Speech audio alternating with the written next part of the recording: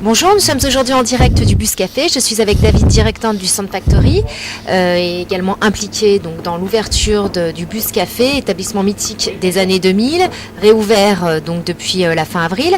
Alors David, en quelques mots, quel est ton parcours ? Bonjour d'abord, tout d'abord. Mon parcours, moi j'ai commencé il y a longtemps chez McDo, donc rien à voir. Donc comme quoi le hamburger mène à tout, on va dire. Non, c'était plus une école de gestion pour moi. C'est vrai que McDo, ça m'a tout apporté en termes de gestion. Ensuite, en même temps, ce que je faisais, c'est que c'est vrai qu'à l'époque, je faisais DJ en même temps. Donc à l'époque, je mixais même au Bus Café déjà. À l'époque, j'ai remplacé DJ Lyric, comme il n'était pas là. Donc c'est ce qui m'a permis de connaître la nuit, de connaître les gens et finalement, à force, de reprendre un établissement qui s'appelait l'Appartement à l'époque. Qu'on a bien mené vers le haut. Et ensuite, de fil en aiguille, on est venu me chercher pour travailler à la voile et après reprendre pas mal d'établissements comme la KGB, le Fish, le Cubot. Et puis ensuite, je suis passé dans la grande maison, le Sound Factory. Et voilà. Donc aujourd'hui, alors le concept du Sound Factory, c'est quoi exactement aujourd'hui dans la nuit lyonnaise ? Qu'est-ce que ça représente ? Ça, Loïc qui peut plus répondre parce que lui a fait vraiment l'ouverture.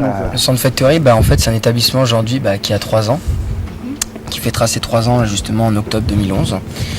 L'idée d'avoir ouvert cet établissement, en fait, c'est une usine à son.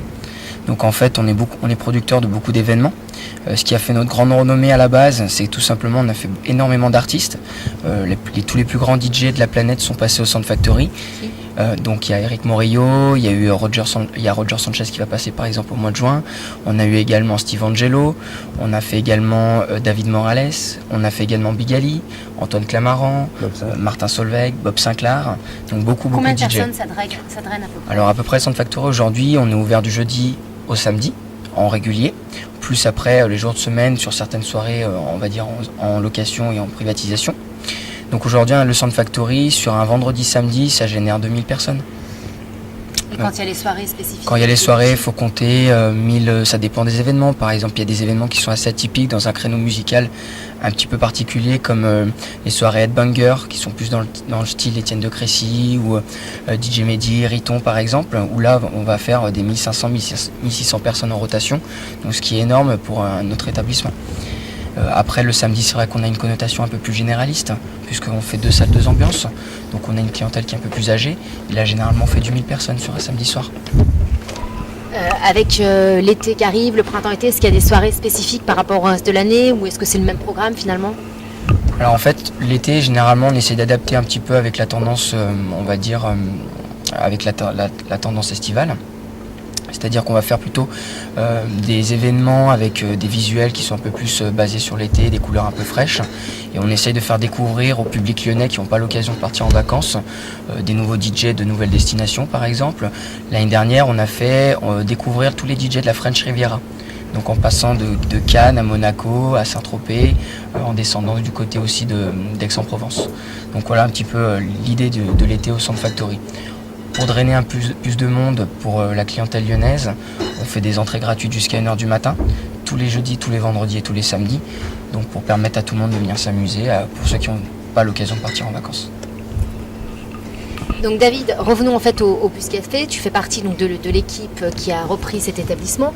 Quelles sont les ambitions pour cet équipement ? Les ambitions, faire du Bus Café une institution lyonnaise. Comme on a pu connaître le Bus Café il y a... Plus de 10 ans. Ça nous vieillit ça. Il y a plus de 10 ans effectivement, c'est vrai qu'aujourd'hui on veut, quand on dit Bus Café, c'est vrai que ça provoque des souvenirs dans l'esprit des gens et c'est vrai qu'on veut revenir vers cette convivialité.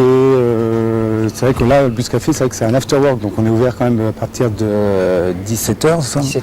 17h jusqu'à lundi, voilà, tous les 365 jours, 17h, 4h du matin. Donc une grosse partie after work avec des prix adaptés. Voilà, tarif de jour, tarif de nuit. Donc vraiment le but c'est que les gens sortent du travail, viennent ici, passent un bon moment dans un cadre qui est ma foi très sympathique au bord du Rhône, avec un nouveau décor, avec une nouvelle équipe, un nouveau directeur qui en même temps qui était l'ancien directeur aussi du bus à l'époque. Donc voilà. On revient vraiment à nos premiers amours quoi finalement. Voilà, on revient aux premiers amours, exactement. Voilà.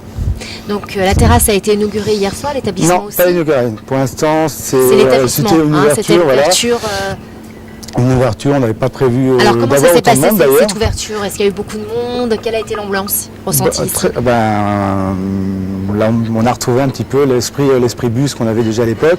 Très bonne ambiance. C'est vrai que les gens ont bien répondu.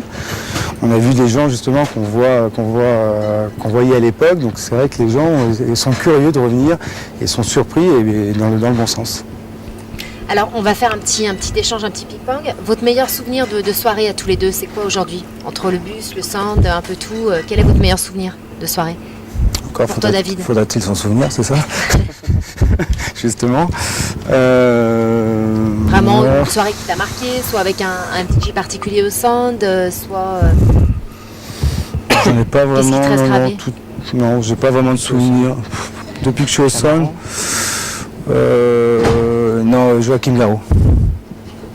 C'est vraiment le côté. Quelle était l'ambiance de cette soirée? Énorme, énormissime. Et puis surtout, c'est un showman, donc c'est vrai que ça m'a. Puis, Garraud. Garraud. Et toi? Alors moi, honnêtement, ça fait 3 ans que je côtoie le Sound Factory. J'ai plusieurs bons moments dans plusieurs soirées. Pour la musique, je dirais Mark Knight. Ça n'a pas été une soirée en termes d'ambiance euphorique. Par contre, musicalement parlant, c'était vraiment quelque chose de différent. Pour moi, c'est d'une des meilleures soirées parce qu'au niveau musique, c'était vraiment extraordinaire. Après, niveau ambiance, je resterai sur Steve Aoki. On l'a fait venir au mois de septembre en 2010. C'est la première fois qu'on voit un DJ se faire un slam en boîte de nuit. Il a sauté de la cabine dans le public. On se serait cru en concert. La boîte vraiment pleine à craquer. Une ambiance, on va dire, une ambiance collective. On va dire, c'est pas les gens qui faisaient la fête chacun de leur groupe, c'est plutôt vraiment tout le monde en même temps. Et je dirais une troisième qui m'a marqué, ça restera l'ouverture du Sound Factory il y a 3 ans. Où là c'était vraiment une soirée où on retrouvait vraiment tous les clients à l'époque du Yes, les gens qu'on connaît, les habitués de Nounours, enfin vraiment tous ces gens-là. Là c'était vraiment une belle inauguration. Et au niveau du pire souvenir de soirée, est-ce que vous en avez un? Le pire, on va dire oui et non. Oui, parce qu'au niveau organisation, on va dire qu'on a été un peu limite parce qu'on s'est fait déborder par l'affluence de monde. Je dirais pour moi ça a été les Nuits Sonores l'année dernière avec l'avenue de Burning Nam Nam qui sont quand même très reconnus dans leur milieu. C'est vrai qu'au niveau organisation on s'est fait déborder à l'entrée, il y a eu pratiquement 4000 à 5000 personnes qui sont venues devant l'établissement. On ne s'attendait pas à un tel rendez-vous, donc c'est vrai que ça reste un pire souvenir parce qu'on a dû gérer beaucoup de choses. Par contre c'est un très bon souvenir au niveau musicalement et puis au niveau énergie qu'il y avait dans le club. Après je partirais sur un bon et mauvais souvenir également qui s'est passé à l'extérieur du Sound Factory, c'est quand on a fait la soirée pendant le festival de Cannes, donc avec le Sound Factory et puis au VIP Room éphémère de Jean Rock pour la soirée de Bob Sinclair, où là on a dû gérer une quarantaine de filles venant des pays de l'Est qui étaient assez contraignants, donc des minibus des minibus de partout, une course-poursuite entre la maison, le salon du festival, enfin vraiment une organisation en plus qui s'est gérée vraiment au pied levé. Donc c'est vrai que ça reste un très mauvais souvenir mais aussi un très bon souvenir pour l'expérience au niveau organisation d'événements. Alors Loïc, quels sont tes projets par rapport au bus, par rapport au sound? Est-ce que tu peux nous en dire un petit peu plus? Alors en fait, par rapport au bus, c'est vrai, comme le disait tout à l'heure David, c'est vrai que l'objectif c'est de retrouver un établissement. On a un petit air de nostalgie, même moi qui n'ai pas connu le bus à l'époque, j'en ai beaucoup entendu parler. Pour moi, l'objectif du bus, au niveau, on va dire, c'est de retrouver un établissement où les gens aiment sortir après le travail pour manger une assiette de tapas avec des prix qui sont abordables, une belle clientèle où ils ne se font pas embêter et surtout un établissement qui reste quand même festif parce que le but du jeu, c'est bien sûr de se détendre et puis après faire la fête.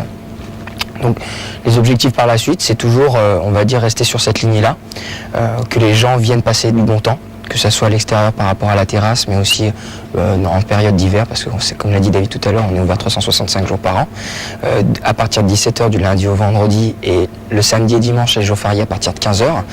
Donc c'est vrai que on va aussi également, par rapport au bus, amener quelques petits événements en cours de semaine. Parce qu'aujourd'hui, qu'est-ce qui manque à Lyon? Pour par exemple nous des professionnels de la nuit, on ne sait pas où sortir par exemple des dimanches, lundi, mardi, mercredi. Le problème c'est que c'est considéré comme nos jours de repos ou des jours où nous ne sommes pas ouverts dans nos établissements. On n'est pas tout seul sur Lyon, je pense qu'il y a beaucoup de gens dans la restauration, je pense notamment qui aimeraient bien sortir en début de semaine. Et nous, l'objectif c'est de dynamiser un petit peu le début de semaine sur Lyon pour que justement les gens ils restent pas chez eux enfermés à rien faire et puissent s'ennuyer. Par rapport au centre, je dirais plutôt que l'objectif, c'est de rester sur la lignée sur laquelle on est. On est un établissement à événement, donc on produit vraiment tout. En passant de la soirée à R&B, je dirais qu'on est en train de lancer le concept. D'ailleurs, la première date, elle est le dimanche 1er mai, avec Amaury.